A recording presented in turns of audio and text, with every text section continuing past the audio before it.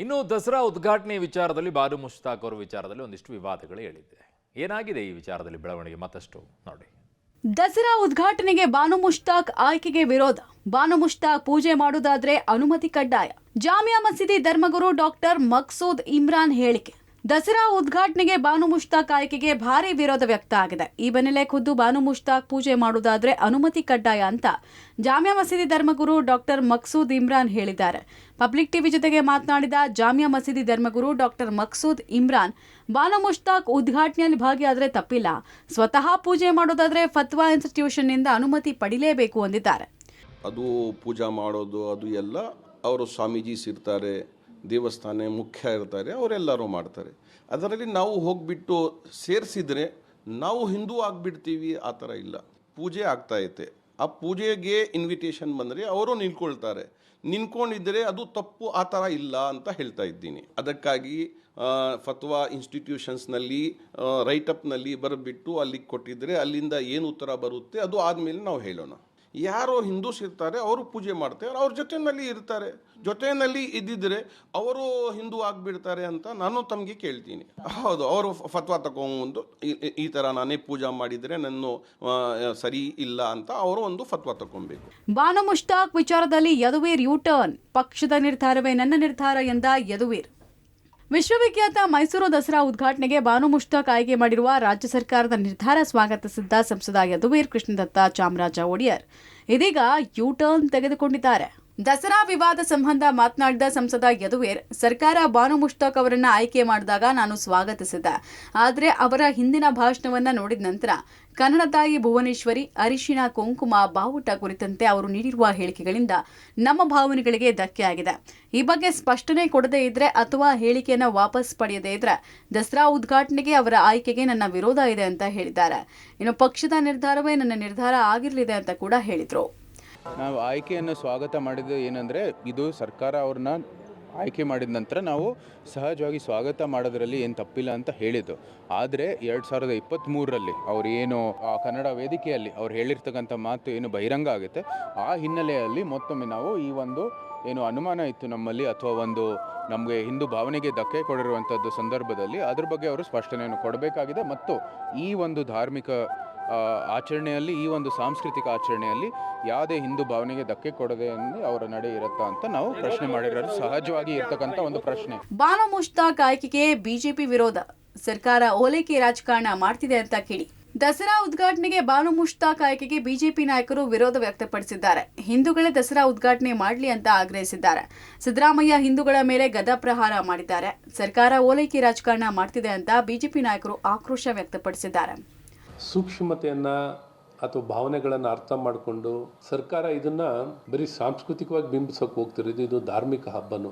ಯಾರಿಗೆ ಯಾವ ಧರ್ಮದ ಬಗ್ಗೆ ನಂಬಿಕೆ ಇಲ್ಲೋ ಆ ನಂಬಿಕೆ ಇಲ್ಲದಂಥ ವ್ಯಕ್ತಿಗಳ ಕೈನಲ್ಲಿ ಬೇರೆ ಹಲವಾರು ಕಾರ್ಯಕ್ರಮಗಳಿದ್ದಾವೆ. ಉದ್ಘಾಟನೆ ಮಾಡಲಿಕ್ಕೆ ಒಂದು ಸೆಕ್ಯುಲರಿಸಮ್ ಏನು ತೋರಿಸ್ಬೇಕಾಗಿದೆಯೋ, ಎಲ್ಲಿ ಸೆಕ್ಯುಲರಿಸಮ್ ತೋರಿಸ್ಬೇಕಾಗಿದೆಯೋ ಅಲ್ಲಿ ತೋರಿಸಿ.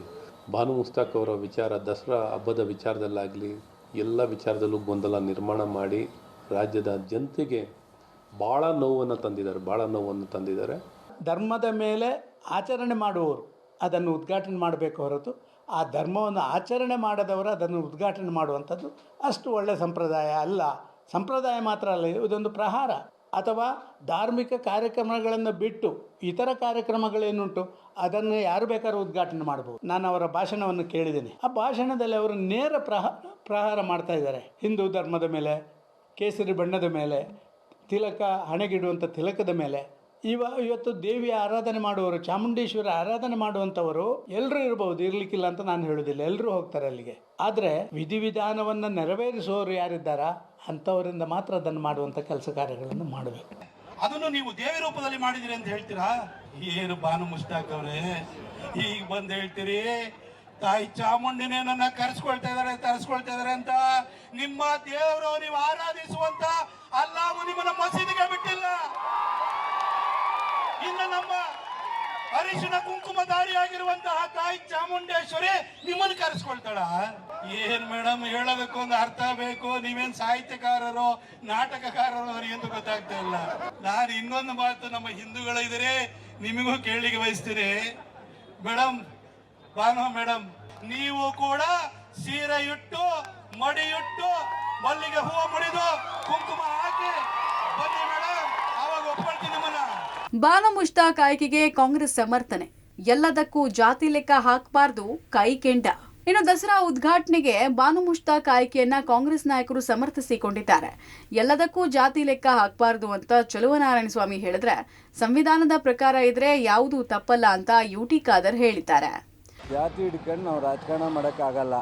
ಕುಮಾರಸ್ವಾಮಿಯವರಿಗೆ ಕೇಳ್ಕೊಂಡು ನಾವು ಫಿಕ್ಸ್ ಮಾಡೋಕ್ಕಾಗಲ್ಲ.